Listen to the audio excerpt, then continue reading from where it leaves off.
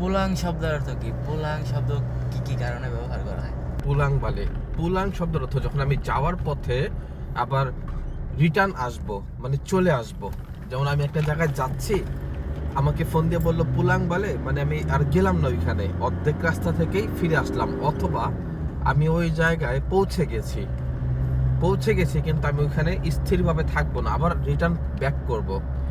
এই শব্দ, এই আপনাকে যদি পুলাং বালে বলে তাহলে আপনি এটা বুঝবেন যে আপনাকে ফিরে যেতে বলছে। আবার অনেক সময় বালে বলে, আপনার বস বলবে বালে লা বা বালে, এই বালে শব্দের অর্থ হচ্ছে চলে যাও। তবে আপনি কোন একটা জায়গায় অলরেডি আছেন, কাজ করতেছেন, আপনার বস তখন ব্যবহার করবে যে বালে। আর আপনি কোন একটা জায়গায় যাচ্ছেন বা গিয়ে মাত্র পৌঁছেছেন, অল্প কিছু সময় হয়েছে আপনি ওখানে কাজ করছেন, আপনার বস আপনাকে ফোন দিয়ে দ্রুত বললো যে পুলাং বালে, মানে তুই যেখানেই গেছো, যে অবস্থায় গেছো, ফিরত আয়।